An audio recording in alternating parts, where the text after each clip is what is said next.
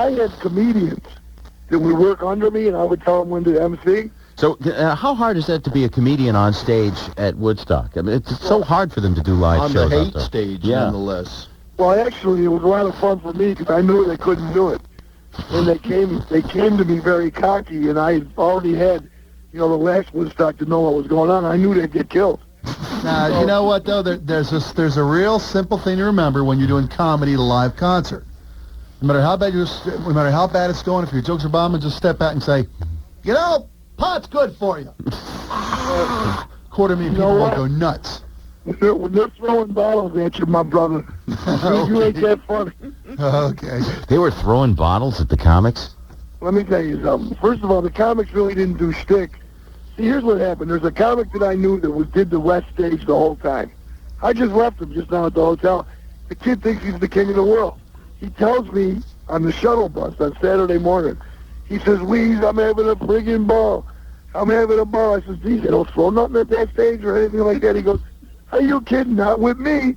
They threw a bottle at me, and I said to the dude, is that as hard as you can throw that bottle? And he didn't throw anymore. I said, my brother, you come to my stage. If you say that, you are dead. You can't say, man, on my stage, you see, there's something new that you guys should know about. And being that you're in the format, maybe you know something I don't know.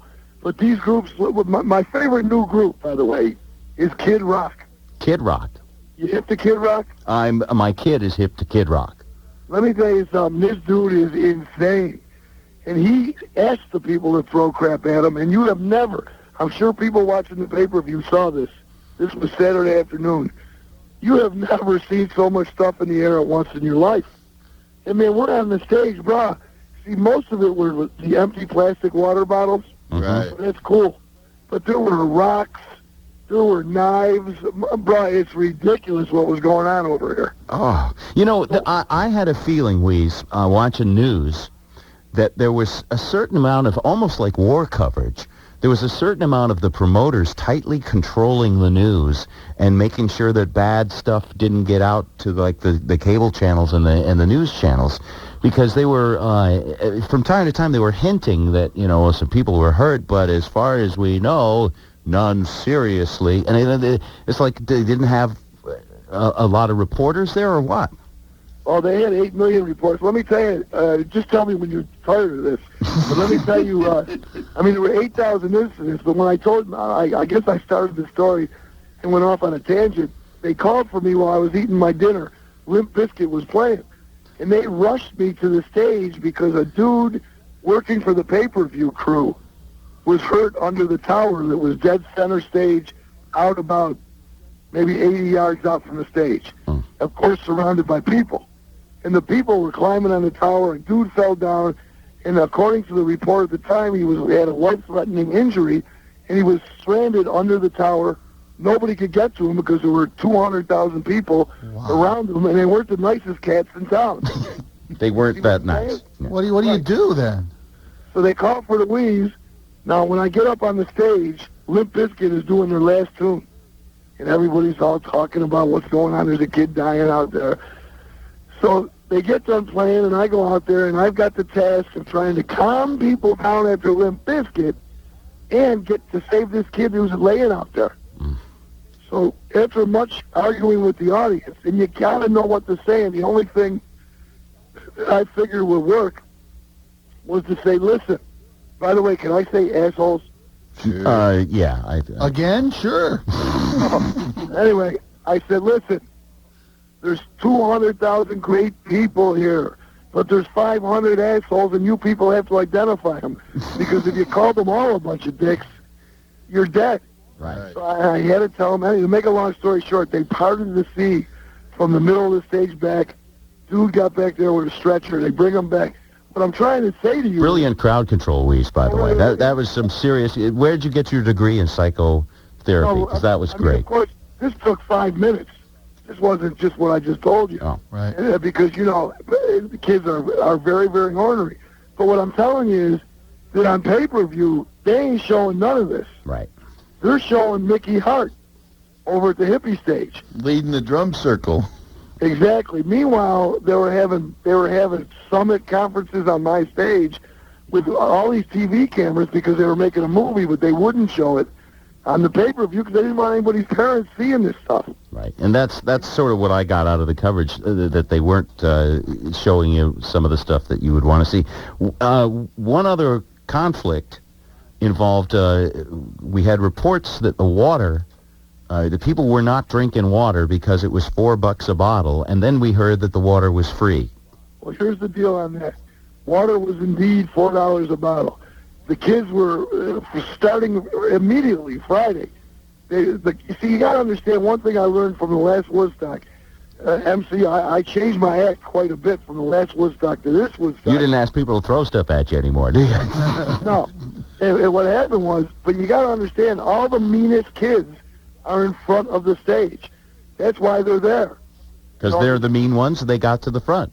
Exactly, and they're the nasty people. Now they're gonna get in front of the stage. They were probably in front of the stage who knows what time on Friday morning. So by 2 o'clock in the afternoon with a beating sun, they're dying.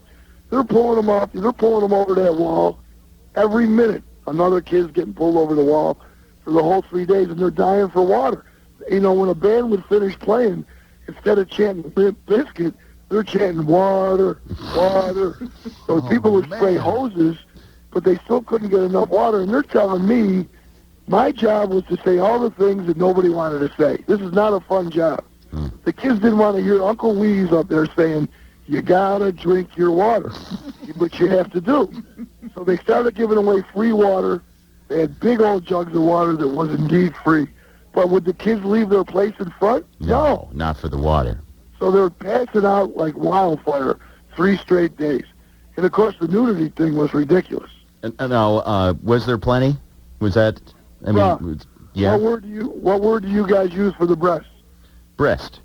All right. We use them all. I don't think there's a bad word for breast. What do you use more better than that? Go ahead with whatever you get away with. Well, on my show, it's titties. So. Oh, that's inventive. Yeah, I don't know if you use that word. Well, we let it slip once in a while, so it's fine, sure.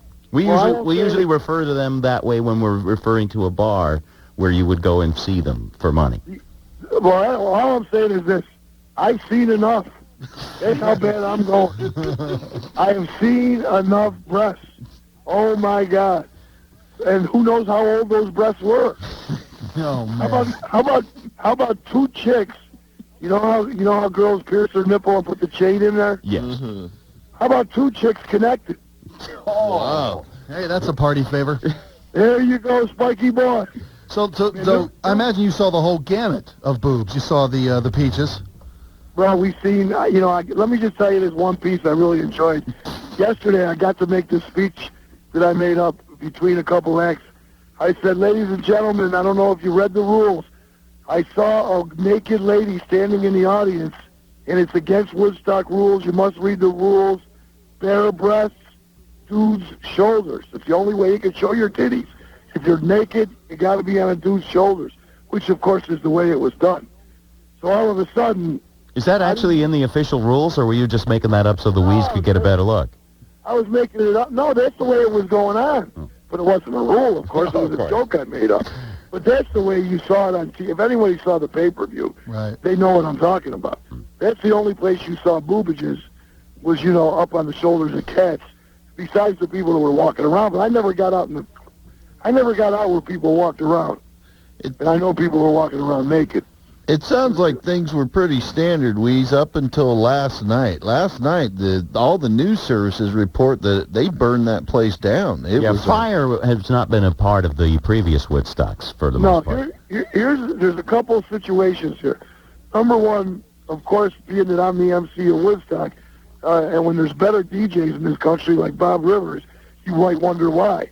Well, the reason is I'm very close friends with the promoter. Yeah. So right now I'm feeling so bad for this guy because his name's John Sherry. You'll see him on CNN if you look. He'll be on a lot today probably.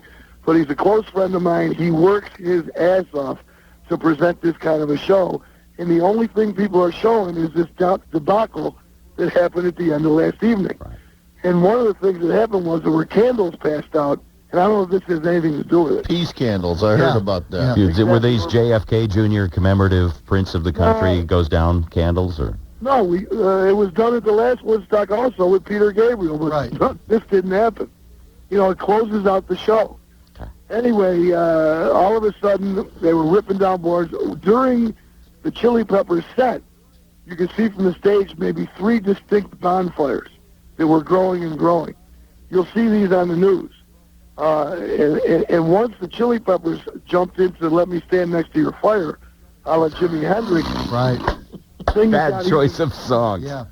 Now, by the way, Bob, you know that Flea played completely naked, right?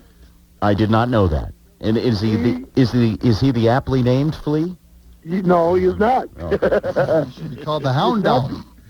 Pardon me? Should be called the Horse. There he should be. It's so funny, and I'm jumping around. My wife was taking pictures of people getting ready to go on stage. Each group, because they would get ready right where my little spot was. And she had her camera ready for Chili Peppers. And all of a sudden, Flea was in her viewfinder, and she saw his spectacle, and she froze. She didn't even take the... She had no... I mean, she wasn't ready to see a penis. At Maybe Woodstock. she's been married. The dude runs out on stage butt naked.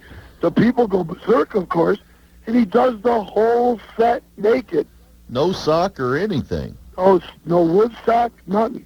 Yeah, a Woodstock. And nobody got, it doesn't sound like anybody got arrested. I'm sure people did get arrested, but I don't remember hearing about a lot of arrests. Well, for the people in Seattle, I just want to say a couple of serious things. There were 250,000 human beings there.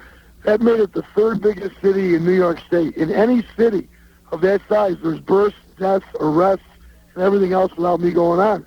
There actually was nothing going on evil at this deal until these fires broke out. Now, last night, when the show was completely over, the kids got wacky and started burning a bunch of stuff, and all over CNN, all over the country, they had it looking like a war zone and something, a terrible thing had happened. Well, it sounded like they were burning like semi-trailers and stuff like that. Yeah, the other word was that they were pissed about the high prices charged for stuff, and they were speculating that was why. Well, that very well could be a reason, but let me say this. It's like a guy that goes into a restaurant, eats his steak, and then tells the waiter it sucked and he wants his money back. Do that at the beginning, not when it's all over. Uh-huh. All right. And how many arrests? Any idea what the total was? Anybody know? Well, here's the deal. I have no idea because, of course, whatever number it comes out to be, I'd say 90% of them were after the show last night. Right. Yeah, that's Not true. during the That's actual exactly show. True. So the lesson is let your kids go, just leave before the last act. Well, by the way, a lot of people did. There was a huge migration yesterday. The crowd yesterday was way smaller than Friday. And Saturday, maybe a lot of people came, and got done after Metallica. Yesterday's show on the East Stage was pretty mellow. We had Elvis Costello, Jewel. We opened up with Willie Nelson. I mean, it didn't get... they had Everlast in between all that, and then they had this band, I don't know if you know them, Creed. Oh, yeah. Oh, yeah, we play a lot of Creed. Hey, by the way, dig this, man. I'm sitting in my little spot, and there's this old dude sitting next to me. They let him sit in my place. Old, shriveled up dude with a guitar. Clapton showed up? No, it was older than him. Robbie Krieger. Wow. So anyway, Robbie Krieger, folks, is the guitar player from the Doors. And what happened is Creed brought him out, and he did Roadhouse Blues and Riders on the Storm. And the kids loved it. Was really great. Sounds wonderful. And now the pay-per-view, will that be sold and available on a CD again? Since you know the promoter, maybe you know a little bit about that. Well, I don't know how that could be, being that it was a 3-day friggin' show. I'm guessing they'll edit it down. But let me tell you one more important thing that I think is a piece of information that people might find cool that they don't know. There's an Academy Award-winning documentarian named Barbara Koppel. She did a documentary of Woodstock 94 and never got it to screen because of money. So what she did was, a lot of people were interested in it. What she did was she did it again here. And what I think is going to happen is, you see, she took footage of all the stuff, which I haven't told you yet, that are really great stories, but they're non-musical. Things that happened on stage, especially the thing that happened that I told you about between those two acts. Right. And I think that she's going to have that made into a movie, and I think it's going to be a really interesting, great behind-the-scenes movie. I mean, I got stories that you don't have time to hear. Is it going to be called the Rome Witch Project? Hey, baby. So it'll be both these last Woodstocks put together. I mean, Andy Dick from News Radio, I spent a couple of harrowing moments with him, which were... Harrowing or heroin moments? Andy Dick. Harrowing. It could have been heroin. Now, is he as freaky as they say he is? When you got time, maybe tomorrow if you want, call me back on the air. I tell you the story of Andy Dick, who made a huge asshole out of himself at Woodstock. I've heard he does it everywhere he goes. But this was, everyone was going, what is wrong with this dude? And, but you know who was the biggest hit that I brought on stage with me? Who? Mini-Me. Mini-Me. Oh, he's great. We've talked to him on the air. That actor, Vernon, I believe is. Brother Vern.